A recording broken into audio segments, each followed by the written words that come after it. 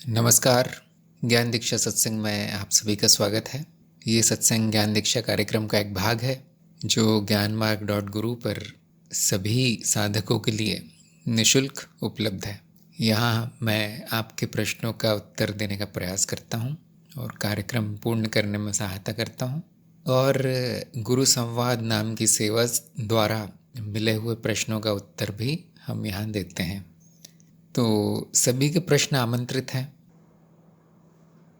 ईला का प्रश्न है, अपरिवर्तनशीलता को ही सत्य का मानदंड क्यों बनाया है? जैसा कि आप जानते हैं, सत्य व्यक्तिनिष्ठ और ऐच्छिक है। इसके कई मानदंड हैं, आप अपना भी बना सकते हैं। जिसकी इच्छा तत्व को जानने की है उसको परिवर्तनशीलता का मानदंड अपनाना चाहिए। तत्व का अर्थ है जो कभी नहीं बदलता, जो नित्य होता है और जिसके बिना अस्तित्व संभव नहीं है, जो सबसे महत्वपूर्ण आयाम है वो तत्व है। तो इस प्रकार जो भी परिवर्तनशील है उसको हटाने के बाद तत्व बचता है और इसी को सत्य कहा गया है। तो जिसको भी तत्व का ज्ञान चाहिए, तत्व ज्ञान, उसको यही मानदंड अपनाना चाहिए। दूसरी बात है कि जिसको परम सत्य चाहिए, जो परम सत्य जानना चाहता है, उसको भी अपरिवर्तनशीलता का मानदंड अपनाना चाहिए। परम सत्य का अर्थ है जो हर संदर्भ में एक सा रहे या जो हर संदर्भ में सत्य हो। तो आप पाएंगे अपरिवर्तनशीलता का मानदंड ही परम सत्य तक पहुंचाता है, कोई और नहीं। बाकी मानदंड भी काम के हैं, उपयोगी हैं। बहुत से मानदंड हैं, जैसे कि आप जानते होंगे, उत्तरजीविता का मानदंड, उपयोगिता का मानदंड, विज्ञान का मानदंड, गणित का, चित्त की विशेष अवस्था का मानदंड, और भी बहुत से हो सकते हैं। ये परम सत्य नहीं दिलवाते, क्योंकि उन मानदंडों के आधार पर यदि कुछ सत्य निकलता है तो वो संदर्भ बदल जाने पर असत्य पाया जाता है, फिर वो कुछ और सत्य मिलता है दूसरे संदर्भ में। संदर्भ का अर्थ यहाँ पर यह है परिस्थिति या अवस्था, विशेष प्रकार का मामला, उसे हम कहते हैं संदर्भ। तो सत्य की खोज ऐसे शुरू होती है, छोटे मानदंडों से अपरिवर्तनशीलता के मानदंड की ओर। यह सत्य की खोज। साधक को जब तक ऐसा कुछ नहीं मिल जाता जो तत्व हो, संपूर्णता का तत्व, अस्तित्व का तत्व, और जो हमेशा सत्य ही निकले, चाहे कुछ भी बदलता रहे, चाहे कितनी भी स्थितियां हो बदल जाएं, चाहे कोई भी अवस्था हो, कोई भी समय हो, कोई भी स्थान हो, वो हमेशा सत्य निकले, वो हमेशा वही निकले जैसा पहले था, उसी को परम सत्य कहा जाएगा।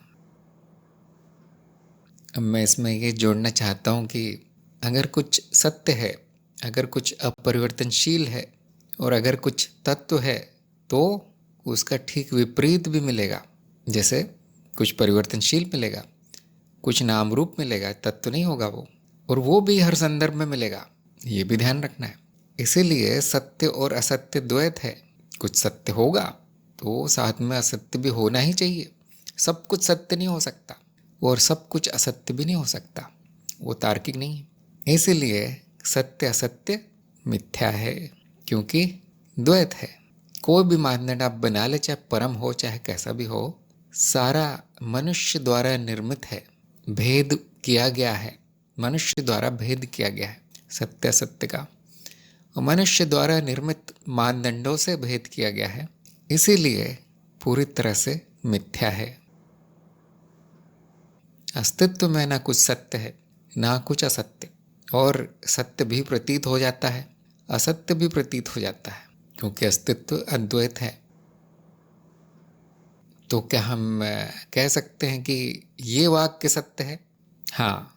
अब भाषा के स्तर पे आ गए हम, जब बोलने का संदर्भ है, किसी को बताने का संदर्भ है, तो वहाँ पे ये वाक्य सत्य है कि अस्तित्व अद्वैत है और इसके बाद कुछ नहीं बोला जा सकता। इसके बाद मौन है, न किसी को सत्य बोला जा सकता है न किसी को असत्य। तो आपके जो कार्यक्रम में तत्व वाला पाठ है, तत्व, उसमें इसका औचित्य बताया गया है कि हमने अपरिवर्तनशीलता को ही क्यों चुना। उसका औचित्य बताया गया है। कुछ और भी चुन सकते हैं, फिर वो परम सत्य तक नहीं पहुँचेंगे, अस्तित्व के तत्व तक नहीं पहुँचेंगे। अस्तित्व का तत्व सबका तत्व और मेरा भी, इसलिए मेरा भी। और फिर आप उस महावाक्य तक नहीं पहुँचेंगे कि मैं ही अस्तित्व हूँ। तत्व के दृष्टिकोण से मैं ही वो अस्तित्व हूँ। तो जिसको आत्मज्ञान चाहिए, जिसको तत्व जानना है, मेरा जान लिया तो सबका जान लिया, क्योंकि एक ही मिलेगा हर। ये बड़ी विचित्र बात है, क्योंकि एक ही अस्तित्व है तो एक ही तत्व मिलेगा, एक ही सत्य मिलेगा। तो जिनको ये जानना है उनके लिए एक ही मानदंड है। अब एक और आश्चर्यचकित करने वाली बात है कि भले ही वो कोई और संदर्भ हो, परम सत्य नहीं चाहिए हमें, वहाँ पर भी अपरिवर्तनशीलता का मानदंड ही काम आता है। आप भले ही कहते रहें कि नहीं मैं मान लूँगा, परिवर्तनशील को भी सत्य मान लूँगा, लेकिन आप देखेंगे जो अधिक परिवर्तनशील है, अनियमित रूप से बदलता है, फिर उसको असत्य मान लिया जाता है, और जो कम परिवर्तनशील है उसको सत्य मान लिया जाता है। अब ये सापेक्ष मानदंड है, हो सकता कुछ उपयोग हो इसका, लेकिन हमेशा यही निकलेगा। किसी भी स्तर पर आप चले जाएं, किसी भी संदर्भ में चले जाएं, परिवर्तनशील या अपरिवर्तनशील, कम परिवर्तन या अधिक परिवर्तन। जैसे उत्तरजीविता का अगर मानदंड आप अपनाएं, और आपके पाठ में टमाटर का उदाहरण दिया गया है, टमाटर तो परिवर्तनशील है, अनित्य है, लेकिन उत्तरजीविता में बहुत काम आता है, खाना है, फिर भी उसको सत्य कहा गया, क्योंकि काम का है, खाना हमारे काम का है, इसलिए खाना सत्य है, उत्तरजीविता में काम आता है जीवित रहने में। परंतु वही टमाटर अगर एक सेकंड में पूरी तरह नाश होने लगे, क्योंकि वो नश्वर है, नाश तो होता ही, लेकिन अगर वो एक सेकंड में नाश होने लगे तब उसे कोई सत्य नहीं कहेगा, वो कहेगा भ्रम है, क्योंकि अब वो उत्तरजीविता में भी उपयोगी नहीं रहा। ऐसे सत्य को हम कहते हैं वे सत्य, जिससे कुछ ना कुछ उपयोग है, परंतु अंत में वो रहता नहीं, और फिर जो रह जाता है वो वही है जो अपरिवर्तनशील होगा। और अस्तित्व के स्तर पर, संपूर्णता के स्तर पर, अस्तित्व का तत्व ही रह जाता है जो अनुभव करता है। और वो क्यों परिवर्तित नहीं होता? क्योंकि शून्य है, निर्गुण है। इस प्रकार ये मानदंड इतना शक्तिशाली है कि आप हर रहस्य जान सकते हैं, हर प्रकार का ज्ञान हो सकता है। फिर तो आप कोई भी मानदंड अपना लीजिए, उसमें परिवर्तनशीलता की बात छुपी रहती है कहीं ना कहीं। परम सत्य तक तभी पहुंचा जा सकता है जब जो भी परिवर्तनशील है उसको हटा दिया जाए, और मिलता भी है, वो परम सत्य मिलता है। और बड़े आश्चर्य की बात है कि वो मैं हूँ, वो मैं स्वयं हूँ। ये सबसे बड़ा आश्चर्य है इस अस्तित्व में, कुछ और नहीं, कहीं और नहीं मिलेगा सत्य। तो ये संक्षेप में सारे अध्यात्म की कहानी है। इसीलिए सत्य का मानदंड समझना बहुत ज़रूरी है हर साधक के लिए। सत्य कैसे पहचाने, सत्य के संदर्भ समझना बहुत ज़रूरी है, तत्व की परिभाषा जानना बहुत ज़रूरी है। इसके बिना कोई अध्यात्म नहीं है। ये सब कहाँ सिखाया जाता है? केवल ज्ञान मार्ग में। अच्छा, अगला प्रश्न शोवा का है। स्मृति में अनुभवों का संयोजन ज्ञान है, क्या शरीर की मृत्यु होने पर स्मृति भी नष्ट होती है और आत्मज्ञान भी नाश होता है? हाँ जी, जैसे कि आप जानते हैं, मृत्यु का अर्थ है जो भी रचना थी वो अब सरल हो गई, जो जटिल रचना थी वो सरल हो गई। शरीर जो है एक रचना है, मृत्यु होने पर मिट्टी हो जाता है, राख हो जाता है, जटिल रचना सरल हो गई, तो हम कहते हैं नाश हो गया उसका। इसी प्रकार स्मृति भी एक रचना है, आप जान सकते हैं क्यों? क्योंकि उसका अनुभव होता है। जिसका अनुभव हो जाए वो किसी न किसी प्रकार की भौतिक, मानसिक, पराभौतिक, परमानसिक कुछ भी रचना होगी, और अगर उसका अनुभव हो जाए तो वो परिवर्तनशील या नश्वर होगी। ये नियम है, सारे अनुभव परिवर्तनशील है, ये नियम है। स्मृति भी अनुभव है, उसका अनुभव होता है। आपको अनुभव हो रहा होगा कि मुझे ऐसा ज्ञान है, मुझे वैसा ज्ञान है, मुझे ऐसा ज्ञान है। ये क्या है? स्मृति का अनुभव। और क्योंकि वो अनुभव है, वो नश्वर है, इसीलिए किसी भी प्रकार का ज्ञान हो, चाहे वो आत्मज्ञान हो, वो भी नाश होता है। कब? उसकी हमें चिंता नहीं है। शरीर की मृत्यु के बाद होगा या स्मृति बच जाएगी मृत्यु के बाद और फिर बाद में वो नाश होगी, कभी न कभी तो होगी। ये अभी इतना महत्वपूर्ण नहीं है कि कब होगी, शरीर की मृत्यु के बाद, सूक्ष्म शरीर की मृत्यु के बाद, क्योंकि ये सारे शरीर नश्वर है। शरीर का अर्थ ही होता है जिसका क्षय हो जाए वो शरीर है, तो कभी न कभी तो चला ही जाएगा। आत्मज्ञान क्या है? नकारात्मक ज्ञान है। तो केवल अज्ञान का नाश हुआ है, वहाँ पर अज्ञान का नाश हुआ है। जो मान्यताएं थी स्वयं के बारे में वो नाश हुई है। तो नाश तो पहले हो चुका है वहाँ स्मृति में। अब जो स्मृति में जो नकारात्मक संग्रह था, हो गया था कि मुझे ज्ञान हो गया है, वो भी नाश होता है। वो किसी काम का नहीं है, वैसे भी किसके काम का है वो नाश हो जाता है। ज्ञान और अज्ञान भी मनुष्य निर्मित धारणा है। अस्तित्व में न ज्ञान है न अज्ञान, और दोनों प्रतीत होते हैं। आत्मज्ञान नकारात्मक ज्ञान है, इसलिए वो केवल हटाना है। वहाँ पे स्मृति में कुछ जमा नहीं हुआ है आत्मज्ञान में, या स्मृति में केवल इतना जमा हुआ है कि मैंने जो पहले सोचा था वो सब गलत है। तो आत्मज्ञान में होना मात्र रह जाता है। ऐसा नहीं होगा कि मेरा बहुत ज़्यादा ज्ञान हो जाएगा मुझको, नहीं, जो अज्ञान था वो समाप्त होता है। इसलिए आत्मज्ञान स्मृति में बने संबंधों का विनाश है, संपूर्ण विनाश। आत्मज्ञान अज्ञान का विनाश है, इस व्यक्ति का विनाश है, और सभी मान्यताओं, धारणाओं, साधनाओं, स्मृतियों, सबका विनाश आत्मज्ञान है। इसलिए हमें चिंता नहीं है उसका विनाश हो गया यानी, क्योंकि वो विनाश पहले से है, पहले से ही नकारात्मक है। अब कुछ जाए या आए कोई समस्या नहीं है। अब आप अस्तित्व के दृष्टिकोण से देखिए, ये तो मनुष्य का दृष्टिकोण हो गया। अस्तित्व के दृष्टिकोण से न शरीर है, न मृत्यु है, न स्मृति है, और उसमें तरह तरह की रचनाएं प्रतीत हो रही, नाम रूप प्रतीत हो रहे हैं। कुछ नाम रूपों में अज्ञान दिख पड़ता है, कुछ में नहीं दिखता, बस इतना ही। ये अस्तित्व का दृष्टिकोण है। इसलिए सच में कुछ है नहीं, सच में कोई अज्ञान है नहीं, कोई अज्ञानी भी नहीं है, और किसी को आत्मज्ञान होता नहीं है। ऐसा कोई नहीं है जिसको आत्मज्ञान हो जाए, क्योंकि वो जो है, जो कह रहा है मुझे आत्मज्ञान हुआ है, आत्मज्ञान उसी का नाश है।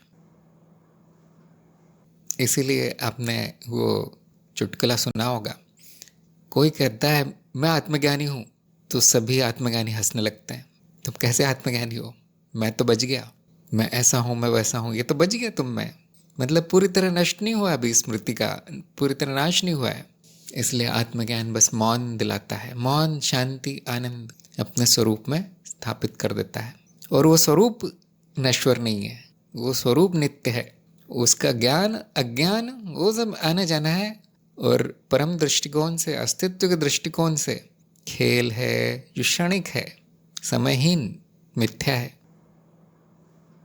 तो जो लोग बड़े चिंतित होते हैं कि मेरे ज्ञान का क्या होगा क्योंकि वो देखते हैं मैं एक दिन भी याद नहीं रख पाता, तो उनके लिए करुणावश उपाय बताए गए हैं। जैसे साक्षी भाव साधना, हर प्रकार की साधना बताई गई, क्योंकि उसमें एक छोटा सा लेश मात्र अज्ञान बचा है कि मुझे ज्ञान हुआ है, अब मैं छोड़ूंगा नहीं इसको, मुझे याद रखना है। वो बचा है उसमें अज्ञान छोटा सा, और हम उसको बचा के भी रखते हैं, क्योंकि वो बड़ा जीव के लिए थोड़ा सा सुखदायी है, उसके काम आता है, क्योंकि वो उसका प्रारब्ध था, उसका जीवन लक्ष्य था, उसको मिल गया वो ज्ञान जो उसको चाहिए था, तो वो भूलता नहीं है फिर। और जिनको चिंता होती कि मैं भूल ना जाऊँ, मैं क्या हूँ, वो मतलब अभी वहाँ तक पहुँचे नहीं है, इसलिए उन पर कृपा की जाती है, कोई साधना दे दी जाती है, याद रखो।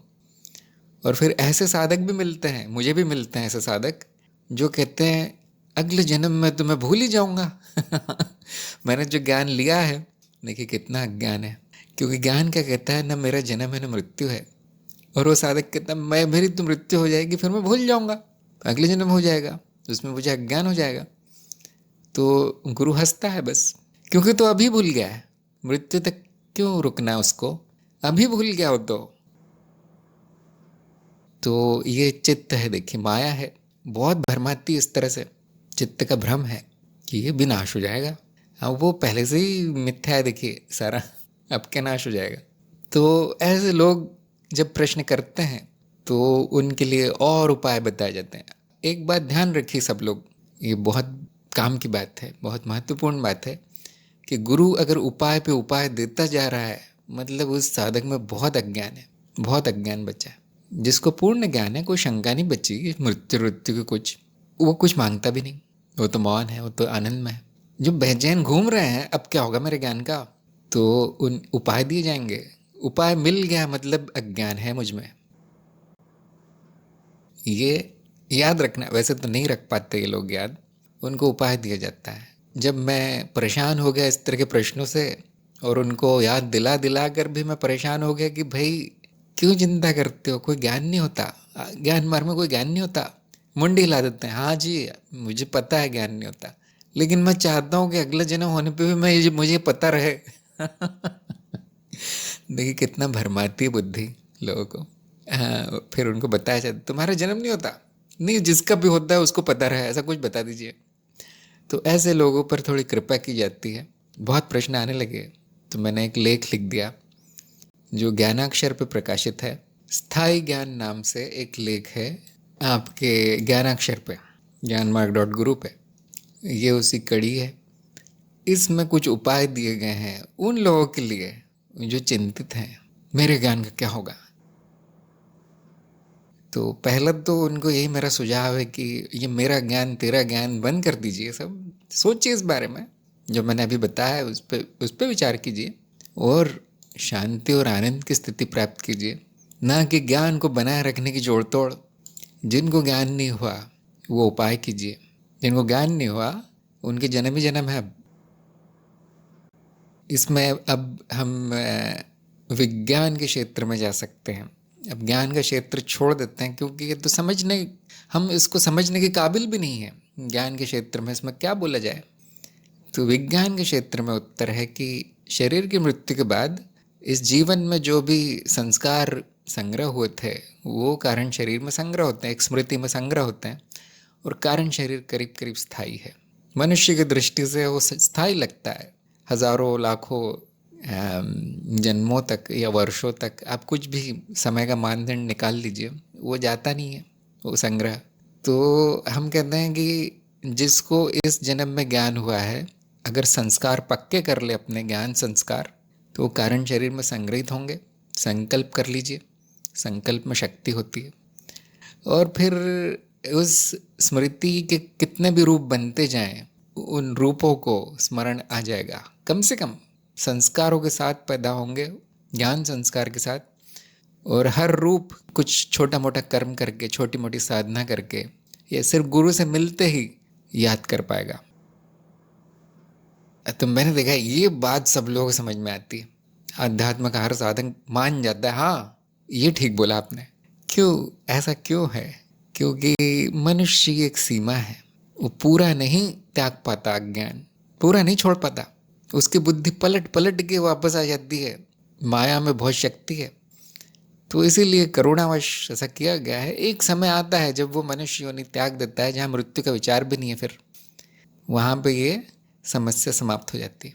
लेकिन ये सबको ध्यान रखना है कि जो मैं हूँ वो नित्य है, जो मेरे बारे में कहा सुना गया है वो बेकार है, सब नश्वर है।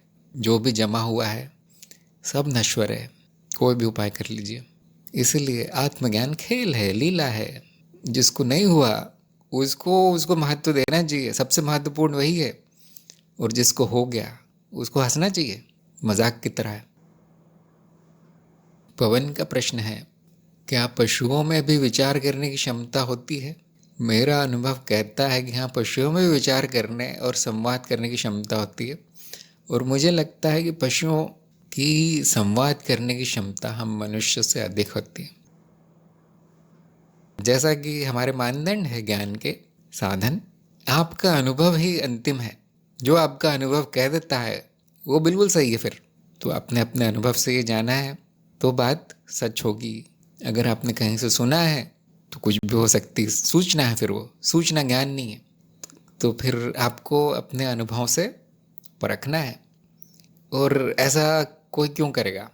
अगर वो बात महत्वपूर्ण होगी, वो जानना महत्वपूर्ण होगा उसके लिए, तो वो करेगा। तो देखिए, आपको पशुओं में रुचि है, पशुओं के बारे में जानना आपके लिए महत्वपूर्ण है, तो वो अनुसंधान शुरू कर दीजिए। पवन ने कहा अपने अनुभव से ही जाना, बहुत अच्छी बात है। सारा ज्ञान अनुभव से ही होना चाहिए। पवन ने लिखा है, आपका क्या मत है? मुझे इस बारे में कोई जानकारी नहीं है, मुझे कोई अनुभव ऐसा हुआ नहीं। ईला का प्रश्न है, अद्वैत में अनुभव नित्य है, द्वैत में अनुभव को अनित्य कहते हैं, परिवर्तनशीलता के आधार पर जो प्रतीति मात्र है, क्या ऐसा है ना? नहीं, अद्वैत में अनुभव और अनुभवकर्ता में भेद नहीं है, और फिर कुछ भी कहना जरूरी नहीं रह जाता। लेकिन द्वैत में अनुभव अनित्य है, अनुभवकर्ता नित्य है। अब ऐसा क्यों कहा गया? एक आध जगह ऐसा कहा गया होगा कि अनुभव सदा है, नित्य नहीं कहा गया होगा, हमेशा है। परिवर्तनशील है अनुभव, लेकिन वो परिवर्तनशीलता हमेशा है, ऐसा ज़रूर कह सकते हैं। अब नित्य कहेंगे तो फिर सुनने वालों को थोड़ी उलझन हो सकती कि ये क्या है, एक बार कभी कहते हो अनित्य, कभी कहते नित्य है। तो इसीलिए ये परिवर्तनशीलता की नदी जिसको हमने अनुभव नाम दिया है, वो हमेशा रहेगी, समय के परे है। अद्वैत में और द्वैत में भी समय भी लागू नहीं होता, क्योंकि अस्तित्व समयहीन है। इसीलिए उसमें जो भी प्रतीत होगा वो हमेशा रहेगा, समय के रूप में प्रतीत होगा, समय में परिवर्तित होते हुए नाम रूपों में ऐसा ही दिख पड़ेगा, और वो हमेशा रहेगा। तो स्पष्ट रूप से, सटीक रूप से आप ऐसा कह सकते हैं। अगर आप किसी को कह देंगे कि देखिए अस्तित्व में अनुभव है, लेकिन अद्वैत के स्तर पे वो नित्य है, अब गलत सूचना जा रही है थोड़ी सी, इतना सटीक भाषा का प्रयोग नहीं किया गया। अद्वैत के स्तर पे जाके दूसरे शब्द प्रयोग हो जाते हैं, जैसे अनुभव और अनुभवकर्ता एक है, उनमें कोई भेद नहीं है, विलय है, विलय स्थिति है, और अस्तित्व समयहीन है, इसलिए अनुभव और अनुभवकर्ता समयहीन है। उसके दो जो आयाम है वो समयहीन होंगे। फिर ऐसा नहीं होगा कि अद्वैत के स्तर पे एक चीज़ आती जाती दिखे, एक आयाम आता जाता दिखे, फिर वो अस्तित्व नहीं है फिर वो, क्योंकि अस्तित्व ना आता है ना जाता है, ना फिर वो समयहीन है, क्योंकि कुछ आ रहा है कुछ जा रहा है, तो समय तो है वहाँ पे। तो इसलिए अद्वैत या अस्तित्व के स्तर पर अलग तरह के शब्द प्रयोग किए जाते हैं जो पूरी तरह नकारात्मक ही होते हैं, समयहीन, स्थानहीन, गुणहीन, ज्ञानहीन। फिर वह मौन ही बचता है, क्योंकि आप कुछ भी कहने जाएंगे उस स्तर पर अद्वैत के तो गलती होता है, गलती निकलता है। कुछ ना कहना अच्छा है, ये कह दीजिए मैं जानता हूँ कि मैं नहीं जानता, ये अज्ञता की स्थिति है। और जब भेद कर दिया जाता है अनुभव और अनुभवकर्ता में, तो क्योंकि वो अस्तित्व ही तो है, समयहीन ही है, अब बुद्धि द्वारा भेद किया गया है। अनुभव का जो आयाम है, जो परिवर्तनशील दिख रहा है, अलग दिख रहा है अनुभवकर्ता से, वो कभी जाएगा नहीं। तो जब अस्तित्व के आयाम की बात आती है तो वो आना जाना नहीं होगा। ये सभी विचार कर सकते हैं इस बात पे, ये तार्किक है। जब अनुभव की बात आती है, हम सबको हटाकर अपना ध्यान केवल अनुभव पर डालते हैं, तो क्या दिखेगा, क्या जाना जाएगा? कि वहाँ पे घटनाएं हो रही हैं, तरह तरह की घटनाएं हैं, नाम रूप प्रकट हो रहे हैं, आ रहे हैं जा रहे हैं, जगत शरीर मन सब आ रहा है जा रहा है, अनित्य है। अब इस अप्रोक्ष अनुभव को कैसे भाषा में कैसे बोलेंगे? संक्षेप में बोल देंगे कि जो भी है अनित्य है, जो भी अनुभव होते हैं सारे अनित्य है। इसका अर्थ ये नहीं कि वो होना बंद हो सकते हैं, इसका अर्थ ये है कि जब भी वो होता है परिवर्तनशील ही होता है, और वो प्रतीति होता है, सच में कुछ नहीं होता। तो ये सटीक भाषा है। कभी कभी संक्षेप में कह दिया जाता है कि अनुभव अनित्य है, अनुभवकर्ता नित्य है, द्वैत के स्तर पे। और ये संक्षेप वाली भाषा तभी प्रयोग की जाती है जब आप विस्तार में जान गए हो कि क्या बोला जा रहा है। फिर संक्षेप में, सारांश में बोलना सुविधाजनक है। अगर पहले दिन से वो वहाँ महावाक्य बोल दिया तो शिष्य को कुछ समझ में नहीं आएगा। तो जब सार निकाला जाता है तो ये समझ के निकाला जाता है कि जो विस्तार है वो जाना जा चुका है, प्रमाणित है, तब उसका सार कहना अच्छा है, सार्थक होता है। फिर नहीं तो उसका कोई अर्थ नहीं निकलता। अगला प्रश्न अदिति का है, जो भी ज्ञान है या होगा वो माया का ही होगा। वो माया स्वयं मिथ्या है तो किसी भी ज्ञान का वास्तविक आवश्यकता और औचित्य अंततः कहाँ ठहरता है? जब ज्ञान की प्रेरणा प्राप्ति नहीं है, खंडन मात्र है, तो उद्देश्य स्वयं समाप्त हो जाता है। लक्ष्य कैसे निर्धारित किया जाए? हाँ, अच्छा प्रश्न है। तो हम ऐसा नहीं कहते कि माया स्वयं मिथ्या है, नहीं, माया और मिथ्या एक ही चीज़ है। माया मिथ्या असत्य परिवर्तनशीलता को ही दिखाता है। माया का संपूर्ण ज्ञान परिवर्तनशील होगा। और अब सारांश में कहना ठीक होता है कि माया का ज्ञान माया है, मिथ्या का ज्ञान मिथ्या है। तो माया के मामले में आप ये कह सकते हैं कि उसके ज्ञान की कोई आवश्यकता नहीं है, उसके ज्ञान का कोई औचित्य नहीं है। कह सकते हैं कभी कभी उपयोगी होता है, जीवन के लिए उपयोगी होता है माया का ज्ञान, जो कि जिसको हम कहते हैं विज्ञान। तो वहाँ पे वो उचित है, वहाँ पे वो आवश्यक भी है, परंतु परम सत्य के दृष्टिकोण से ना वो आवश्यक है ना उसे वो उचित है। क्या करेंगे आप उसका? इसीलिए माया के ज्ञान का त्याग सत्य का ज्ञान है। आप देखिए, सत्य का भी ज्ञान नहीं होता, वो भी नकारात्मक ही होता है कि मैंने जो माना था वो नहीं है सत्य, मैंने जो धारणाएं बनाई थी उसके बारे में वो नहीं है, वो इतना ही होता है। तो खंडन ही होता है। हाँ, अब उद्देश्य की बात आती है, औचित्य की बात आती है कि जब कुछ मिलेगा नहीं तो फिर क्या फ़ायदा ये सब करके। हाँ, अब यहाँ पर आपको अपना जीवन दो भागों में बांटना चाहिए। पहला भाग ज्ञान के पहले, दूसरा भाग ज्ञान के बाद। जो ज्ञान के पहले वाला जो भाग है आपके जीवन का, वहाँ पे जीवन का लक्ष्य ज्ञान हो, जिसकी भी इच्छा है ना। सबका लक्ष्य अलग अलग होगा। जो ज्ञान मार्ग पे है उनका लक्ष्य ज्ञान है या अज्ञान का नाश। तो ज्ञान के पहले वो लक्ष्य उचित है, वो उद्देश्य कि मुझे ज्ञान चाहिए, इसीलिए मेरा जन्म हुआ है, ये ज़रूरी है, ये आवश्यक है। नहीं तो वो भी नहीं होगा, खंडन भी नहीं होगा, फिर माया के बारे में कुछ कहना संभव नहीं होगा फिर। और फिर जब दूसरा भाग आता है जहाँ पे ये सब आप जान गए हैं, वहाँ पे कोई लक्ष्य नहीं है, वहाँ पे कोई उद्देश्य नहीं है। अब फिर से आ जाता है महावाक्य। जैसे मैंने कहा ना, ये सब जानने के बाद ही वो चीज़ बोलनी चाहिए, सारांश जो हम अक्सर बोलते रहते हैं, ज्ञानोक्ति, कि साधक का लक्ष्य लक्ष्यहीनता है, साधक का उद्देश्य उद्देश्यहीनता है।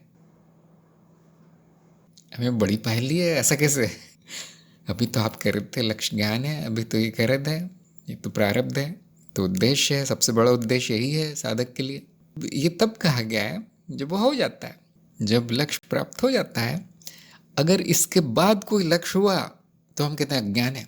सब कुछ जानने के बाद आप क्या जानना चाहते हैं, मैं ऐसा पूछता हूँ। तो मतलब बचा है अभी, उसकी बुद्धि अभी भी भरमा रही है, थोड़ी पुरानी आदत जो है ना, जल्दी नहीं जाती। अंत में लक्ष्यहीनता ही बच जाती है, अंत में उद्देश्यहीनता ही बच जाती है। अब क्या उद्देश्य है? सब तो जान गए हो, सफल रहा मार्ग, सारा अज्ञान नष्ट हो गया, खंडन हो गया। अब और क्या खंडन करना चाहते हो? अज्ञता तक पहुंच गए हो, अब कोई लक्ष्य नहीं बचता। ऐसा क्यों है? क्यों कुछ क्यों नहीं बचता? जैसे कि मैंने कहा, ये अंतिम है, सर्वनाश हो जाता है।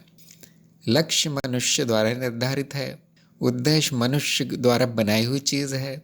जो भी मनुष्य द्वारा कल्पित है वो बेकार ही होता है, सच नहीं होता वो। तो ज्ञान होते ही समाप्त हो जाता है, उसमें कोई अर्थ नहीं दिख पड़ता। और यही जाना जाएगा, अस्तित्व में कोई लक्ष्य नहीं है, या अनंत लक्ष्य है, कोई भी निर्धारित कर लीजिए, अनंत है। अनंत होने का अर्थ है कोई लक्ष्य ना होना, कोई विशेष लक्ष्य ना होना, एक लक्ष्य ना होना। और अस्तित्व का कोई उद्देश्य नहीं है, होने मात्र का उद्देश्य नहीं, उद्देश्य आरोपित है। तो अनंत उद्देश्य हो सकते हैं, अब कोई भी अपनी मर्जी से ले लीजिए उद्देश्य। मनुष्य निर्मित है तो सभी स्वतंत्र है, फिर ऐच्छिक है, जो चाहे लक्ष्य बनाए, जो चाहे उद्देश्य बनाए। तो जब लक्ष्य समाप्त हो जाता है, जब लक्ष्यहीनता मिल जाती है, जो कि मेरा स्वयं का स्वभाव है, तो हम एक लक्ष्य चुन लेते हैं। क्योंकि मनुष्य है ना, मनुष्य बिना लक्ष्य के कहाँ जाएगा, क्या करेगा बेचारा। उसका जो बचा खुचा जीवन काल है, जो अंतिम जीवन काल होगा गुरुजनों के अनुसार, अब उसको कैसे खपाना है, कैसे बिताना है, वो एक लक्ष्य ले लिया जाता है। तो ज्ञान के बाद कुछ दिन तक तो लक्ष्यहीनता ही रहेगी, क्योंकि बिना लक्ष्य के जीव जीवित नहीं रहता, तो उसको कुछ लक्ष्य देना पड़ता है। तो हम ले लेते हैं, कोई उद्देश्य देना पड़ता है वो हम ले लेते हैं, पूरी तरह जानते हुए कि ये पूरी तरह से मिथ्या उद्देश्य है, ये लक्ष्य पूरी तरह से माया में स्थापित है, माया में गढ़ा गया है, मनगढ़ंत है। तो उदाहरण के लिए क्या लक्ष्य लिए जाते हैं लक्ष्यहीनता के बाद? पहला जो सबसे लोकप्रिय है साधकों में, ज्ञान का स्मरण, स्मरण की साधना, जिसको हमने कहा है साक्षी भाव की साधना। बहुत लोग अपना इसे जीवन लक्ष्य बना लेते हैं कि हाँ मेरा वो लक्ष्य था ज्ञान प्राप्ति और ये और वो एक ही दिन में हो गया, क्योंकि ज्ञान मार्ग एक दिन में समाप्त हो जाता है। अब क्या करूँ? तो कुछ दिन तक तो कुछ नहीं, उसकी पुरानी वृत्तियाँ चलती रहती है। जैसे कि मैंने कहा, फिर समझ में आता है कि स्मरण तार्किक है, फिर से अज्ञान में नहीं जाऊँगा। इतना कम से कम हर जीव जानता है कि फिर से अज्ञान में जाना, उस स्थिति में जाना, ज्ञान की स्थिति में जाना, उसका कोई अर्थ नहीं है, वो बुरा है मेरे लिए। इतना जान बुद्धि इतना कहती है सभी की, तो अपने आप लक्ष्य मिल जाता है, ज्ञान का स्मरण हो जाए। ये अधिकतर देखा जाएगा, 90% यही उद्देश्य हो जाता है। अब कुछ लोग होते हैं जो इससे संतुष्ट नहीं होते कि जैसे कि मैंने कहा अस्तित्व में अनंत लक्ष्य हैं, अनंत उद्देश्य। तो वो कहते हैं क्योंकि सभी लोग मैं ही हूँ, आप भी मैं ही हूँ, जो भाग्यों में अज्ञान बचा है उसको मैं समाप्त करूँगा, ये मेरा लक्ष्य है, ये मेरा उद्देश्य। तो अपने जीव रूप में होने को वो कुछ लक्ष्य दे देते हैं, और वो आध्यात्मिक लक्ष्य होता है, क्योंकि सांसारिक नहीं ले पाएंगे वो सांसारिक लक्ष्य कोई भी ले ले पूरी तरह अर्थहीन है, तो कुछ आध्यात्मिक ले लेते हैं। ऐसा नहीं कहना चाहिए कि उनमें अज्ञान आ गया इसलिए लक्ष्य ले लिया, नहीं, पूरी तरह जानते हुए कि मैंने जो लक्ष्य लिया वो बेकार है, वो माया है, हो रहा है बस इस जीव की इच्छा है इसलिए हो रहा है वो, उसको हम कहते हैं गुरु भाविता या बोधिसत्व वृत्ति। वो ले ली जाती है जानबूझ के, आपके पास पूरी तरह से स्वतंत्रता है कि आप वो भी न लें, वो निर्वाण अवस्था है। तो कुछ लोग ले लेते हैं और उसको फिर अनंत काल तक चलाते हैं, कुछ लोग छोड़ देते हैं फिर। हाँ, और भी बहुत तरह के उद्देश्य, कुछ लोग माया की साधना को अपना उद्देश्य बना लेते हैं, जो मेरे हिसाब से बुरा नहीं है, लेकिन ज्ञान ज़रूरी है, उसके बाद ही आप माया का अनुसंधान कर सकते हैं। पूरी तरह जानते हुए कि ये माया है, इसका ज्ञान माया है, फिर भी उसको उद्देश्य बना लेते हैं, क्योंकि उनका आनंद वही पूरी तरह से व्यक्तिनिष्ठ बात है।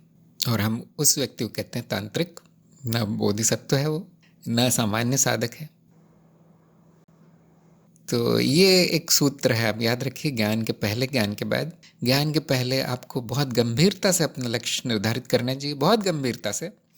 अक्सर वो आपका प्रारब्ध होगा, लक्ष्य बना बनाया है, इसे बहुत कम लोग मानते हैं इस बात को, लेकिन अक्सर ऐसा देखा गया है। या फिर गुरु द्वारा लक्ष्य दे दिया जाता है, अगर प्रारब्ध में ना हो तो गुरु ठीक वो लक्ष्य देगा जो आपके लिए उचित है, मनुष्य शरीर यंत्र के लिए, उसे हम कहते हैं मार्ग। ज्ञान के बाद आपको इतना गंभीरता से सोचना नहीं है, क्योंकि सब खेल है, आप ले सकते हैं जो उद्देश्य चाहिए ले सकते हैं, सांसारिक ना हो बस, अज्ञान की तरफ ना धकेले, बंधन की तरफ ना धकेले, ऐसा रास्ता मत ले लेना, बाकी सब अच्छा है। जैसे कुछ लोग सेवा को उद्देश्य मान लेते हैं, तो उसमें हमें जल्दी नहीं है, आप अपना समय लीजिए। लीला कौन सी करूं? सभी लोग जानते होंगे ये लीला समाप्त नहीं होती, कभी कभी समाप्त नहीं होती। शायद आप लोग ये सब ना समझ पाए अभी, आप लोग बहुत नए नए हैं, छोटे हैं उम्र में भी, अनुभव में भी, लेकिन बस याद रखिए कि मैंने ऐसा कहा था, और सही समय आने पे आपको स्वयं पता चल जाएगा क्या होना है। ये बड़ी विचित्र बात है। नहीं तो आप फिर से मुझे पूछ सकते हैं, 10-12 साल हो गए, सब हो गया, स्मरण हो गया, अब क्या करूं आता है ऐसा प्रश्न कभी कभी। तो फिर से आपको कोई लक्ष्य बताया जाएगा, वो आपकी इच्छा है, इतना याद रखिए, शायद अभी कुछ समझ में ना आए। अदिति ने कहा है कि ज्ञान के स्मरण की इच्छा हो या कोई भी सांसारिक इच्छा, क्या सब इच्छाओं का जन्म भी वैज्ञानिक है? वैज्ञानिक है या विज्ञान की सहायता से जाना जाता है, ये बात सही है, अगर आपका अर्थ ये है बोलने का, तो कि इच्छाओं की उत्पत्ति कहाँ से हुई, चाहे वो आध्यात्मिक इच्छा हो चाहे सांसारिक इच्छा हो, कहाँ से हुई, ज्ञान की दृष्टि से नहीं जाना जाएगा, क्योंकि अज्ञेय है वो चीज़, माया है ना, माया है, आप कुछ भी बोल दीजिए वो गलती होगा। विज्ञान की दृष्टि से उसका उत्तर है इच्छा आई कहाँ से। विज्ञान सबसे पहले यही कहेगा कि जो स्मृति में जमा है वही इच्छा बन के आता है। स्मृति में क्या जमा है? जो भी है संचय, उसको हम कहते हैं संस्कार। क्या संस्कार पड़े थे इस जीव में, वही इच्छा बन के आ जाता है। एक छोटा सा उदाहरण कि बचपन में आपको मिठाई खिलाई गई, अब संस्कार क्या पड़ेगा? प्राकृतिक संस्कार क्या पड़ेगा कि बहुत स्वादिष्ट है। ये संस्कार स्मृति में चिन्हित हो गया। स्मृति शब्द मृतिका से आया, जिसका अर्थ है मिट्टी।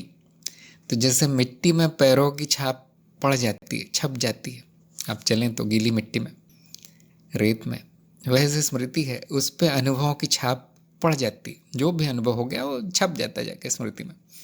तो यहाँ पे बड़ा शक्तिशाली संस्कार पड़ गया, गहरा संस्कार, कि मिठाई सुख देती है, स्वादिष्ट है और जीव के लिए भी अच्छी है, क्योंकि जीवित रह सकता है। मीठे में बहुत पौष्टिक तत्व है। अब अगले दिन ये स्मृति वापस चलेगी, क्योंकि स्मृति निष्क्रिय नहीं है, स्मृति सक्रिय है, उसमें ऊर्जा है, ऐसा बोल सकते हैं, विज्ञान है। देखिए अभी तो अगले दिन वो उठेगा, सबसे पहले मिठाई मांगेगा, सबने देखा होगा ना तो रोएगा वो बच्चा। वो इच्छा आई कहाँ से? बड़ा स्पष्ट है कि पिछले संस्कार से आई, पिछला संस्कार पिछले अनुभव से आया। ऐसी आध्यात्मिक इच्छा कहाँ से आई? स्मरण की इच्छा, ज्ञान की इच्छा। उसने कुछ अनुभव किया होगा, ज्ञान हुआ होगा, किसी गुरु को सुना होगा, कोई किताब पढ़ी होगी, वो अनुभव संस्कारित हो गया और इच्छा बन के आ गया, मुझे भी ऐसा बनना है, मुझे भी इन गुरु जैसा बनना है, ये जो जानते मुझे जानना है। बचपना मनुष्य ऐसा ही है, बड़ा नहीं होता, वो कभी बच्चा ही रहता है। तो हाँ चलो ये भी पूरी हो गई ऐसे। अब ये बात थोड़ी तार्किक है और वैज्ञानिक है, हाँ, लेकिन जो पंडित है वो क्या बोलेंगे? आप बताइए सबसे पहली इच्छा कब आई? ये पूछते हैं लोग कि ये संस्कारों का सिलसिला शुरू ही कहाँ से हुआ, क्योंकि पहले तो कुछ था नहीं, स्मृति तो खाली थी, तो जन्म ही क्यों हुआ फिर? क्योंकि जन्म भी इच्छा के कारण हुआ होगा। अब ये मामला विज्ञान की पहुंच के बाहर है। इसीलिए कारण स्मृति की धारणा बनाई गई, परिकल्पना है कारण शरीर कि जन्म का कारण है वो पिछली इच्छाएं, पुरानी इच्छाएं। कौन सी? पूर्व जन्म की। हाँ जी, बहुत अच्छा है, बहुत तार्किक है। अब उस पर 2-4 किताबें आराम से लिख सकते हैं, कारण शरीर क्या है, कैसे संग्रह होता है उसमें संस्कारों का। अब फिर उसे पंडित आएगा कोई ना कोई वैज्ञानिक, नहीं वो तो फिर सबसे पहला कारण शरीर कहाँ से आ गया? अब देखिए, इसीलिए मैंने कहा माया का ज्ञान माया होता है, क्योंकि अंत में कोई उत्तर नहीं आता इसका। अब यहाँ पे विज्ञान छोड़ना पड़ेगा, आपको ज्ञान मार्ग पकड़ना पड़ेगा, जो कहता है कि अस्तित्व में समय नहीं है, समय भी माया है। तो पहले और बाद में का प्रश्न ही नहीं है, आपका प्रश्न गलत है। पहले मत पूछो, कुछ पहले नहीं है, कुछ बाद में नहीं है। ये सारी माया ऐसी की ऐसी वर्तमान में प्रकट है, और उसमें ऐसा प्रतीत होता है कि इसमें संस्कार है और ये है वो है, उसका सारा भूतकाल प्रतीत होता है, भविष्य प्रतीत होता है। ऐसा कुछ है नहीं। नहीं नहीं, क्या है बताइए? सब अज्ञेय है, ज्ञान मार्गी ये कहेगा, ज्ञान मार्गी पंडित। सब अज्ञेय है, जो तुम पूछ रहे हो वो समस्या है। पूछ क्यों रहे हो? अच्छे से जानते हो कि कोई इच्छा है नहीं सच में, कोई संस्कार है नहीं, कोई कारण शरीर है नहीं, कोई मनुष्य है नहीं, न जन्म है न मृत्यु है। तुम इन परिकल्पनाओं को सच मान रहे हो और फिर प्रश्न पूछ रहे हो, तो ज्ञान मार्ग में मूल ही नाश कर दिया जाता है, मूल, समूल नाश। अब प्रश्न नहीं बचता। अब वो आए तो भी ठीक है, इच्छा ना आए तो भी ठीक है, कोई भी कारण मान लीजिए आप, ठीक है, काम चल रहा है। विज्ञान अर्थात उपयोगी ज्ञान, उपयोग हो रहा है उसका, बहुत अच्छा है। हाँ, तो इस लीला का कोई अंत नहीं है, कोई आरंभ नहीं है, कोई आदि नहीं है, समय में नहीं हो रही लीला, इतना जान लीजिए। कोई इच्छा न जन्मती है न जाती है, न आती है न जाती है, ऐसा प्रतीत हो रहा है। मनुष्य सच में नहीं जानता कि वो इच्छा है क्या। बहुत बड़ी शक्ति है इस सृष्टि को चलाने वाली या गति देने वाली, अनुभवों को गति देने वाली शक्ति माया स्वयं है। वो नहीं जाना जाता क्या है, वो कहाँ से आ गई। ये प्रश्न गलत हैं सारे, कुछ आता नहीं है अस्तित्व में, कुछ जाता नहीं है। ये आपके प्रश्न गलत है, ऐसा बोला जाएगा। बताओ कि कुछ आता है क्या, कुछ जाता है? और आप अप्रोक्ष अनुभव से देखेंगे, ज्ञान की दृष्टि से, ज्ञान चक्षु से आप देखें नहीं कुछ नहीं कहा जा सकता, आना जाना प्रतीत होता है, परिवर्तनशीलता है तो सब शून्य। अब क्या पूछते हो? यहाँ पे प्रश्न समाप्त होते हैं। इसलिए विज्ञान आपको सीमित रूप से कुछ बता सकता है, वो बुद्धि को शांत कर देता है। चल मेरा काम हो गया, जान लिया कहाँ से आती इच्छा, संस्कारों से आती है ना। हाँ, अब अच्छे संस्कार बनाओ बेटा, ताकि अच्छी इच्छाएं आए, तुम्हारी प्रगति हो, अच्छे लोगों के साथ रहोगे तो अच्छे अनुभव होंगे, अच्छे संस्कार बनेंगे, अच्छी किताबें पढ़ो। ये बड़ा काम का है सब, सच कुछ भी नहीं है इसमें। उपयोगी होना और सत्य होना बहुत अलग अलग बातें हैं। उपयोगिता का मानदंड कोई बात नहीं, आप प्रयोग कर सकते हैं उपयोगिता में, माया का मानदंड। सत्य कुछ नहीं है इसमें। अदिति ने पूछा है कि मैं इच्छाओं का निर्धारण करूं कि मेरा जीवन लक्ष्य ज्ञान है तो भी संभवतः संस्कार ही है। हाँ बिल्कुल संस्कार है, बिना ज्ञान के सारा जीवन चलता है। ध्यान दीजिए, करोड़ों जीव, अनंत जीव, करोड़ों क्यों, अनंत जीव बिना ज्ञान के जीवन चला रहे हैं। करोड़ों में एक में ये संस्कार पड़ जाता है किसी कारणवश। आप कोई भी कारण निकाल सकते हैं, अधिकतर वो कारण गुरु होता है। गुरु को ही पड़ी है कि सबको ज्ञान हो जाए, बाकी अस्तित्व में किसी को चिंता नहीं है, सब पूर्ण है, सुंदर है पहले से। तो कहीं से वो संस्कार पड़ गया, ज्ञान हो गया, चलो ठीक है। एक छोटी सी घटना हुई अस्तित्व में, वो चली गई होकर, धूल का कण। तो इस धूल के कण को हम महत्वपूर्ण मानते हैं, मनुष्य जीवन को, उसके लक्ष्य को महत्व देते हैं, क्योंकि आपके पास और कुछ है नहीं, संस्कार ही है। कभी कभी मैं देखता हूँ कि कितना गहरा संस्कार है कुछ लोगों में, ऐसा दिख जाता है सामने। ज्ञान की दृष्टि से आप देखेंगे कई जन्मों से वो ज्ञान ही ढूंढ रहे हैं, या हो भी चुका है, उनको बार बार भूल जाते हैं। जैसे कि मैंने अभी कहानी बताई स्थायी ज्ञान की, और वो केवल याद दिलाने के लिए, दिलवाने के लिए आते हैं। हाँ, आपने जो बोला सब याद आ गया। प्रमाण तो ले लो, प्रमाण ले लो, परीक्षा नहीं नहीं नहीं चाहिए, सब पता है मुझे। अब ये लोग कौन है?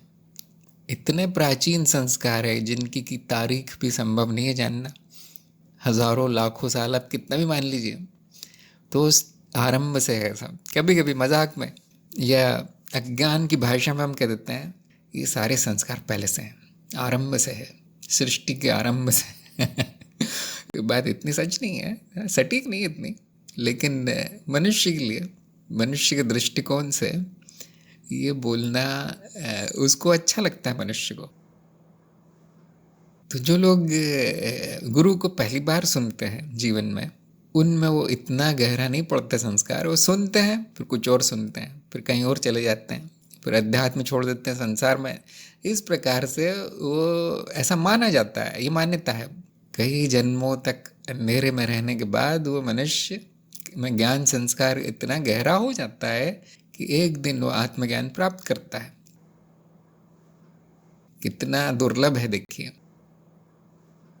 इसलिए हम इसे महत्व देते हैं, क्योंकि अस्तित्व की दृष्टि में छोटी सी बात है, अस्तित्व अनंत है ना, अनंत के लिए ये सब क्या है, बेकार सी चीज़ है। मनुष्य की दृष्टि में बड़ी बात है। अब हम कहते हैं आ गया संस्कार, आ गई इच्छा, अद्वैत की इच्छा, अद्वैत वासना। अब ये कृपा के कारण है, ये सबसे बड़ी कृपा है जो अरबों खरबों जीवों में से एक पर होती है। किया तो नहीं किसी ने, बस वो हो गया। अच्छा, अगला प्रश्न कृष्ण प्रिया का है, अगर ज्ञान हो जाता है तो क्या मृत्यु, क्या जन्म जो है सो है? ज्ञान हो जाने के बाद भी सुंदर और पूर्ण लगता है, बस आनंद है, संपूर्ण विनाश, न कोई प्रश्न न उत्तर, सत्संग सुनने में आनंद आता है। बहुत अच्छे विचार है आपके, अब जारी रखिए। हाँ, ये बात कोई पूछ सकता है ना कि ज्ञान तो हो गया, अभी सत्संग क्यों सुनते हो? ये लक्ष्य हो गया अब। इस जीव में अब ये वृत्ति आरंभ हो गई, क्योंकि अब और क्या सुन पाएंगे आप, और कुछ सुन नहीं पाएंगे। चीख पुकार मची है बाहर जगत में, क्या सुन पाएंगे आप? जो लोग संवेदनशील हो जाते हैं वो 5 मिनट नहीं सुन पाते वो सब, तो सत्संग ही तो सुनेंगे। तो सत्संग सुनने में भी आनंद है, सत्संग में बोलने में भी आनंद है ना। आनंद नहीं आता तो हम ये सब नहीं करते कभी, कोई मजबूरी तो है नहीं हमारी। और ऐसा नहीं कि जीवन में आनंद चला जाएगा, जीवन में भी आनंद है। जैसे कि आपने लिखा पूर्णता है, सुंदरता पहले से। हमारा अज्ञान उसको कष्टदायी बनाता है, दुखों की जड़ अज्ञान है। तो आप अनासक्त विरक्त हो गए अगर जीवन में आनंद ले रहे हैं, कोई बात नहीं, यही है फिर, यही सही कर्म है फिर। तो किसी को शंका हो जाए, अरे मुझ में अभी भी ये बचा है वृत्ति सत्संग सुनने की, या ज्ञान के ग्रंथ पढ़ने की, या विज्ञान में भी मेरी रुचि बची है, माया में भी रुचि बची है, कोई बात नहीं, इतना याद रखियो खेल है। आप में आनंद है या नहीं, आनंद भाव में है या नहीं, ये महत्वपूर्ण है। अब ज्ञान की बात हो रही, ज्ञान के बाद अब आनंद महत्वपूर्ण है। वो क्या हो रहा है जीवन में, इसका इतना महत्व नहीं है, हर चीज़ में आनंद ही है। फिर किसी में ये शंका आ जाती होगी, अरे मुझे इस प्रश्न का उत्तर नहीं आया, आपने तो नई बात बता दी थी उस दिन सत्संग में, मैं तो जानते ही नहीं था, क्या मुझ में अज्ञान है? नहीं, चिंता मत करो, ज्ञान का अर्थ ये नहीं होता कि आप हर प्रश्न का उत्तर दे पाए। वैसे भी किसी प्रश्न का उत्तर तो है नहीं, सब नकारात्मक है, खंडन ही है सारा, तो कोई बात नहीं, एक और हो गया। हाँ, आपको सुनकर आनंद आया या नहीं, मुस्कान आ गई चेहरे पे नई बात सुन के सत्संग में? हाँ जी, बस अज्ञान नहीं है वो, अब वो हो रहा है, अब ये ऐसा हो रहा है, इससे ज़्यादा कुछ विचार नहीं आना चाहिए। अरे मुझ में तो अज्ञान आ गया, मुझे तो ये भी नहीं पता, मुझे वो भी नहीं पता, अब क्या करूं? ये मतलब आनंद चला गया है। क्या आपको पता है कि मैं क्या हूँ? क्या आप साक्षी भाव में हैं? अब कुछ भी होता रहे, चाहे वो सत्संग हो, चाहे झूठ संग हो, कुछ भी हो, मैं आनंद में हूँ। ये महत्वपूर्ण है साधक के लिए। पवन का प्रश्न है, क्या कल्पना शक्ति इतनी प्रगाढ़ हो सकती कि स्वप्न की तरह प्रतीत हो? हाँ, हो सकती है। अभी जो प्रतीत हो रहा है वो कल्पना शक्ति है, जो भी आपको अनुभव हो रहे हैं वो कल्पना ही है। अब इसमें कोई बोल सकता है मैंने तो नहीं की कल्पना, उसमें भी ये बुरा हो गया मेरे साथ, मैं क्यों ऐसी कल्पना करूँगा? नहीं, वो मनुष्य की कल्पना नहीं है, मनुष्य की नहीं है। आप इसको अज्ञान की भाषा में कह सकते हैं कि अस्तित्व की कल्पना है। अस्तित्व की कल्पना इतनी शक्तिशाली है कि वो सत्य प्रतीत हो रही है अभी इस समय। आप भी पूरी तरह आपको विश्वास है कि आप सत्संग में हैं, आपका नाम पवन नाम का व्यक्ति है, और यहाँ पे कोई बोल रहा है वो भी सच है, ये आवाज़ आ रही है मुझे, ये भी सच है। ध्यान दीजिए, कोई ये सब सच नहीं है, सच प्रतीत हो रहा है। अब उस कल्पना में कितनी शक्ति होगी? ये अस्तित्व की शक्ति है। हम कह सकते हैं ब्रह्म की शक्ति, माया शक्ति, देवी, बहुत से नाम है इसके शक्ति, लेकिन है वो कल्पना शक्ति। और वो स्वप्न है, अभी जो हो रहा है वो भी स्वप्न है, तो हो सकती नहीं, स्वप्न की तरह प्रतीत हो सकती है क्या? नहीं, वो हो ही रही है।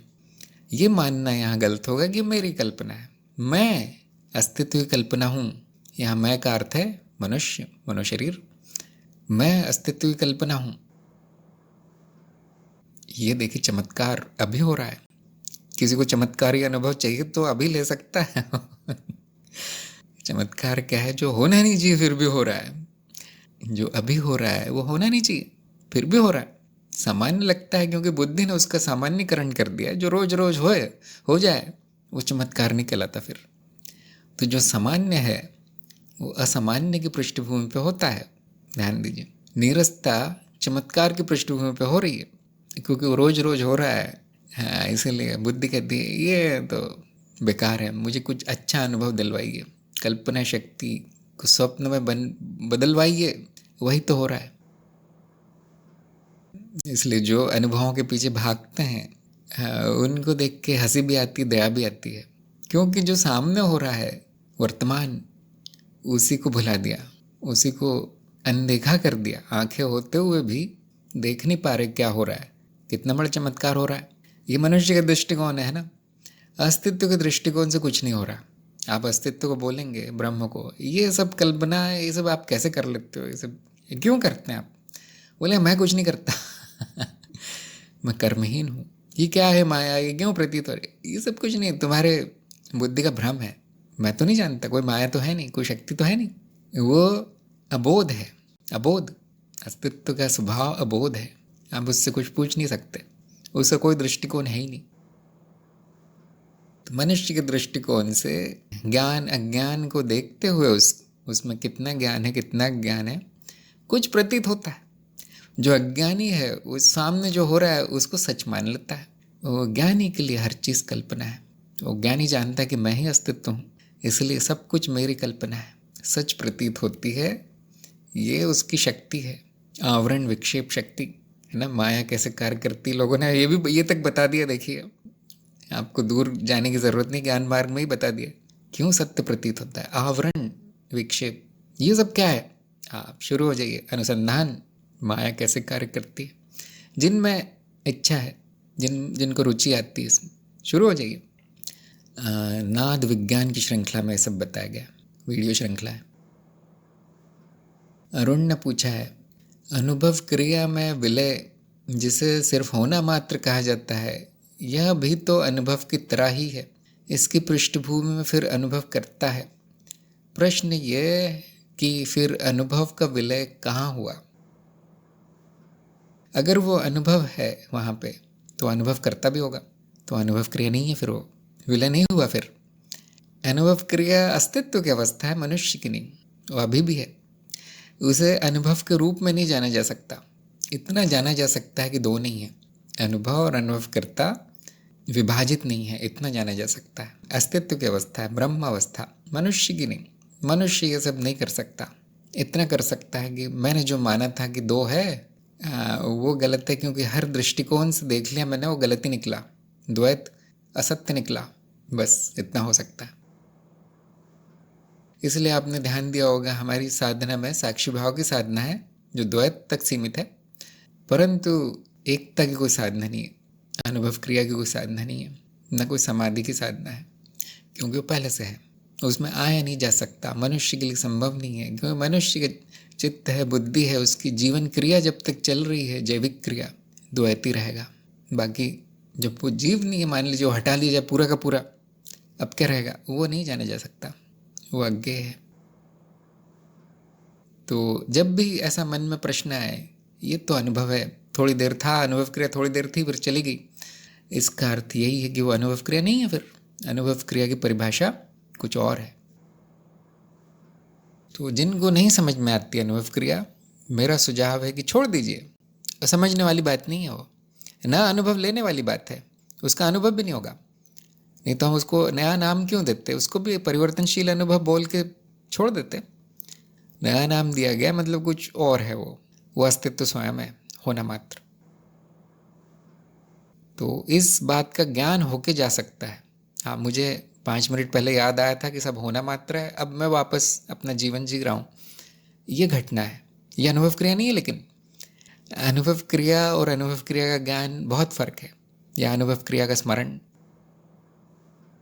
ऐसे ही अनुभव करता होने में और साक्षी भाव में बहुत फर्क है। साक्षी भाव चित्तवृत्ति है।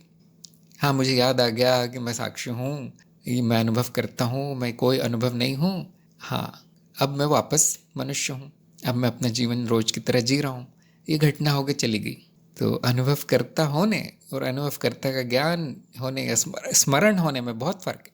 वो अनुभव है आप कह सकते हैं, वो क्योंकि होकर चला जाता है। स्मरण, ज्ञान, ये सारे अनुभवों की श्रेणी में आ जाएंगे, क्योंकि परिवर्तनशील है। जबकि अनुभव करता, अनुभव क्रिया, अनुभव, अस्तित्व, ये 4 शब्द ना आते हैं, ना जाते हैं, ना इनका ज्ञान होता है।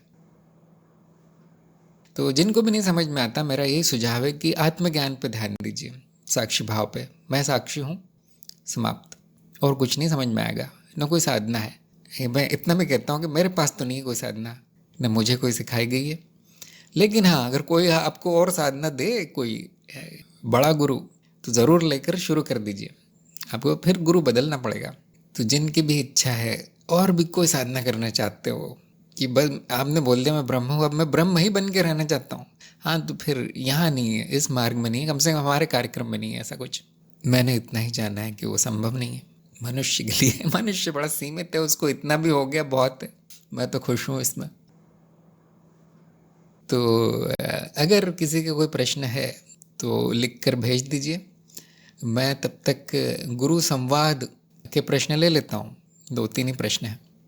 पहला प्रश्न कमलेश का है, अनुभवकर्ता का कोई ज्ञान नहीं होता, क्योंकि ज्ञान होने पे वो अनुभव हो जाता है, लेकिन वो साक्षी कैसे होगा, कैसे साक्षी साक्ष्य नहीं हो जाएगा? हाँ जी, बहुत अच्छा प्रश्न है। हाँ, शायद आपने मान लिया कि अनुभवकर्ता और साक्षी में भेद है, ये दोनों अलग अलग हैं। आपने ऐसा मान लिया है कि आप एक तरफ कह रहे हैं कि अनुभवकर्ता का ज्ञान नहीं होता, और दूसरी तरफ कहते हैं कि वो साक्ष्य हो जाता है। नहीं, वो साक्ष्य और अनुभवकर्ता एक ही है। अब यहाँ शब्दावली की बात आ जाती है कि लोग किसको साक्षी कहना पसंद करेंगे, मनुष्य को, किसी चित्तवृत्ति को जो चल रही है, या अनुभवकर्ता को। तो आप देखेंगे बड़ी विचित्र बात है कि मनुष्य, चित्तवृत्तियाँ, चित्त की अवस्थाएं, ये सब परिवर्तनशील है। किसी की साक्षी नहीं हो सकती ये चीज़ें। इनको अनुभव के वर्ग में डालना ठीक है। साक्षी का अर्थ क्या है? जिसको अनुभव मिल रहे हैं, जो बस पर्दा है सभी अनुभवों का, शून्य का पर्दा, तो उसको अनुभवकर्ता की श्रेणी में डाला गया हमारे ज्ञान दीक्षा कार्यक्रम में। साक्षी का अर्थ अनुभवकर्ता ही है, तो साक्षी का भी ज्ञान नहीं होता, इसलिए वो साक्षी नहीं हो सकता। अगर कोई साक्ष्य हो गया तो वो मैं नहीं हूँ, वो मैं नहीं हूँ। तो अब इन सारे शब्दों के प्रपंच से कैसे बचा जाए? जब भी ऐसा कोई शब्द आए, देखिए क्या मैं उसको मैं कह सकता हूँ, है ना। मैं बड़ा महत्वपूर्ण शब्द है ज्ञान मार्ग में। मैं, ये मैं का अर्थ आम नहीं है यहाँ पर, क्योंकि ज्ञान हो गया ऐसा मान लेते हैं हम। जब ज्ञान नहीं होता तो मैं का अर्थ होता है आम। आत्मज्ञान के बाद मैं का अर्थ होता है अनुभवकर्ता या अस्तित्व का अपरिवर्तनशील तत्व। तो जब भी ऐसे प्रश्न आ जाए कि अरे ये किसी ने साक्षी बोल दिया, किसी ने दृष्टा बोल दिया, किसी ने कुछ और बोल दिया, अब क्या मैं उसको मैं कह सकता हूँ? ये प्रश्न पूछिए। अगर यदि हाँ, तो वो अनुभव करता ही है, उसका मतलब, उसका अर्थ अनुभव करता ही है। फिर क्या मैं उसको आना जाना अनुभव कह सकता हूँ? तो वो मैं नहीं हूँ, और फिर वो साक्ष्य है। तो आपका प्रश्न शब्दों के अर्थ पर आधारित है।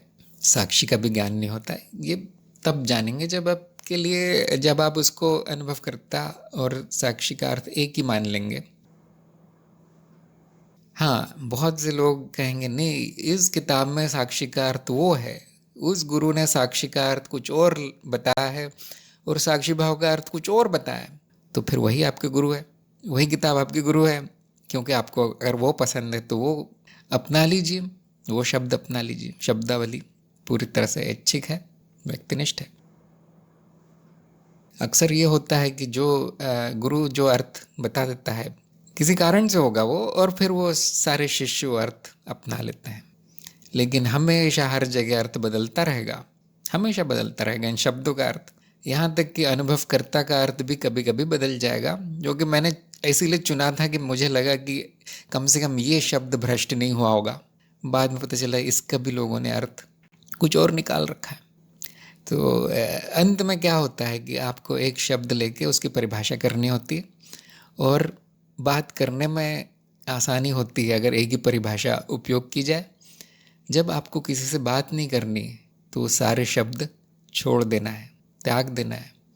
शब्द ज्ञान नहीं है, शब्दों को जानना ज्ञान नहीं है, स्वयं को जानना ज्ञान है। ज्ञान होने के बाद कोई भी शब्द चल जाएगा। तो इसके बारे में भी एक लेख है, परिभाषाएं एवं उद्धरण इस नाम से एक लेख है, ज्ञानाक्षर में परिभाषाएं नाम से एक लेख है। तो वहाँ पे ये शब्दों की माया प्रकट की गई है, सबको पढ़ना चाहिए। अक्सर शब्दों से लोग भ्रमित होते हैं। अगर आपको अभी भी शंका है कि साक्षी साक्षी तो नहीं हो जाएगा, ये सब हमारी शब्दावली को ध्यान में रखते फिर से आप प्रश्न भेज सकते हैं। अगला प्रश्न गीता का है। मैंने मूल ज्ञान पेज दिया है, उसके अंदर जो भी है ज्ञान अनुभव वगैरह सब सबमिट करना है, तब दूसरा पेज खुलेगा, क्या बताएं? हाँ जी, शायद आप कार्यक्रम के संबंध में पूछ रहे हैं। सबसे पहली बात, चरण 2 के निर्देश पढ़ना ज़रूरी है। वहाँ पे ये सब बड़ा स्पष्ट लिखा गया है, कोई बच्चा भी समझ जाएगा क्या करना है मुझे। लेख कैसे लिखना है उसका एक उदाहरण दिया गया है, एक पूरा लेख उदाहरण के रूप में दिया गया है चरण 2 के मुख पृष्ठ पे। चरण 2 के पेज पर आप जाएंगे तो वहाँ सारे निर्देश और उदाहरण दिए गए हैं। और वो लेख कुछ ज़्यादा नहीं लिखना है आपको जो भी समझ में आया है संक्षेप में 2-3 वाक्य हर विषय के बारे में लिखना है। हर पाठ में ऐसे 4-5 विषय होंगे, या आप कह सकते हैं टॉपिक होंगे, बिंदु, मुख्य बिंदु, उनके नीचे 2-3 वाक्य ऐसे लिख देना है, इसमें ये कहा गया, उसमें वो कहा गया, और समीक्षा के लिए भेज देना है। जब समीक्षा हो जाएगी तो आप अगले पार्ट पे पहुंच जाएंगे, तो आपको अगला पार्ट दिखाई देगा। निशांत का प्रश्न है, कर्षण के नियम की सीमा कहाँ तक है? हालांकि अब इसकी भी परवाह ज़्यादा नहीं है, फिर भी एक जिज्ञासा थी। तो जैसा कि आप जानते होंगे, कर्षण का नियम चित्त का नियम, और चित्त के नियम सर्वव्यापी है, क्योंकि सब कुछ चित्त ही है। विज्ञान के अनुसार ऐसा सब कुछ चित्त ही है, तो उसके नियम सब जगह लागू है। अब सीमा कहाँ से बताएं? चित्त अनंत है, सारे अनुभव चित्त के हैं, इसलिए जब भी कोई अनुभव होगा वो इन नियमों के द्वारा बंधा होगा, वो इन्हीं नियमों से बंधा होगा, चित्त के नियमों से। ये अपरोक्ष अनुभव है। उसकी अगर सीमा मिल गई तो मतलब चित्त भी समाप्त हो रहा है वहाँ। अब ये बात तार्किक नहीं है, क्योंकि चित्त को हमने अस्तित्व कहा है, संपूर्णता है वो। हाँ, अब तर्क आ जाता है कि हाँ, क्योंकि ये माया है सब, तो ऐसे भी स्मृति होगी, ऐसा भी क्षेत्र होगा चित्त में जहाँ पे कर्षण का नियम नहीं है। ये तर्क कहता है। अब आपको इसका अनुभव कभी नहीं होगा, ये आप कह सकते हैं वैज्ञानिक परिकल्पना, विज्ञान में आ गया वापस। ऐसे भी क्षेत्र हो सकते हैं जिनको हमने कहा है कि अनियमित क्षेत्र, अनियमित, जहाँ पे रचना नहीं हुई है, चित्त संगठित नहीं हुआ है, संयोजन नहीं हुआ है परतों में, इसलिए वहाँ पे नियम भी नहीं है। अभी तक नियमों की रचना भी नहीं हुई है, संभावना ही है केवल। ये बताया गया नाद विज्ञान की श्रृंखला में बताया गया है। इसे हम कहते हैं संभावित चित्त। ध्यान दीजिए कि ये सब सच नहीं है, विज्ञान है, कभी अनुभव नहीं होगा। संभावित चित्त, वहाँ पे केवल कर्षण का नियम, कोई भी नियम नहीं है फिर, क्योंकि केवल संभावना है। अब जब जैसे जैसे रचना होगी वहाँ पे, वैसे वैसे नियम प्रकट होते जाएंगे। ये बात केवल तार्किक है, ऐसा किसी ने देखा नहीं आज तक, मैंने नहीं देखा कम से कम।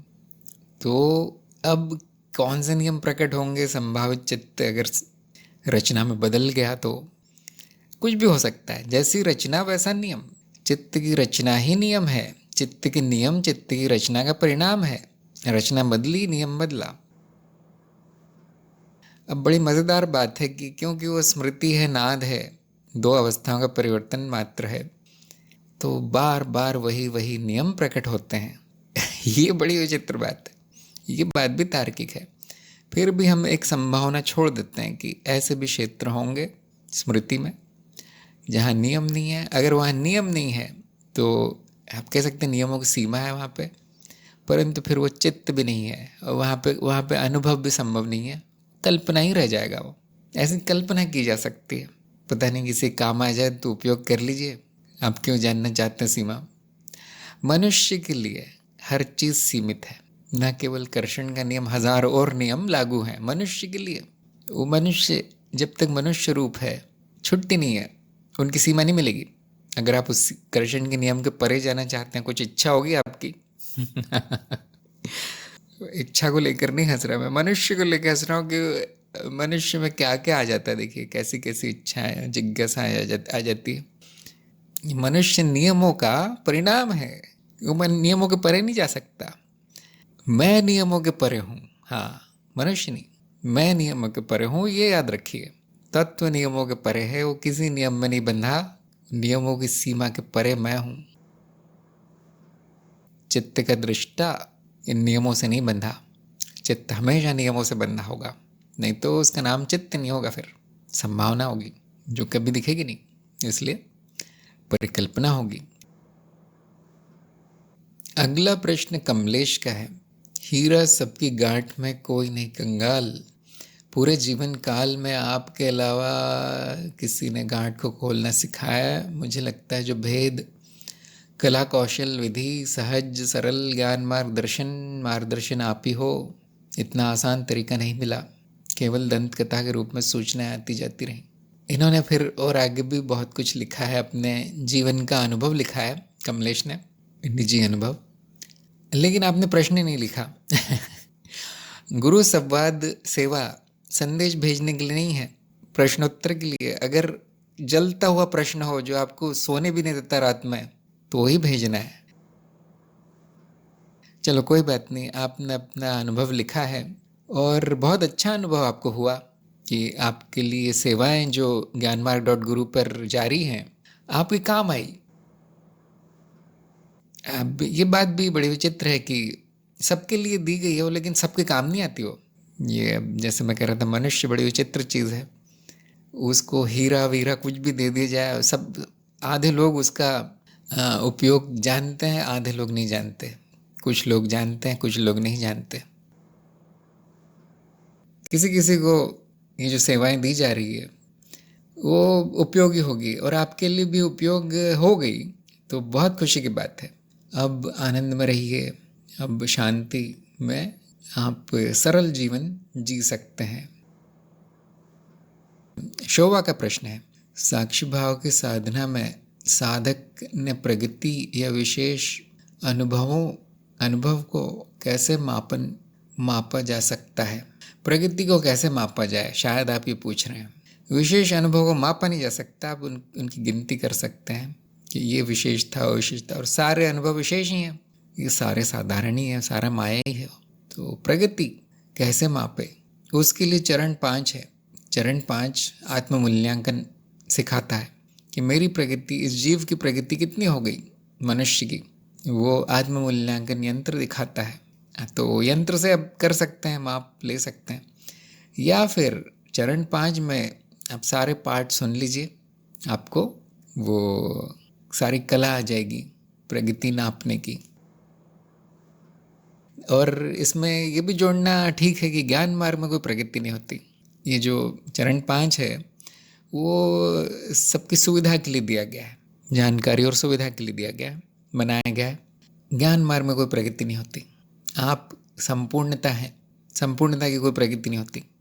साधक समाप्त हो जाता है ज्ञान मार्ग में, इसलिए उसकी कोई प्रगति नहीं होती। सारे अनुभव माया है, इसलिए कोई विशेष नहीं है, कोई साधारण नहीं है। ये ज्ञान मार्ग है और ये जान लेना ही प्रगति है। फिर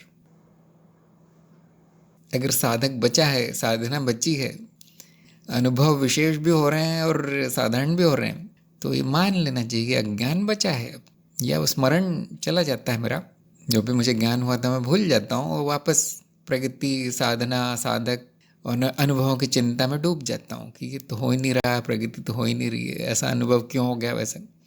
वो ज्ञान भुला देना है, फिर हम कहेंगे प्रगति नहीं हुई प्रगति नहीं हुई, फिर हम कहेंगे।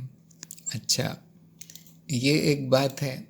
और ऐसे जो लोग पूछते रहते हैं मेरी प्रगति क्यों नहीं हो रही, उनके लिए एक और लेख लिखा गया है। ध्यान दीजिए, अगर आपको प्रगति की चिंता हो रही है, कहीं अज्ञान बच गया है क्या? सर्वनाश नहीं हुआ अभी तक जो प्रगति करवा रहे हो?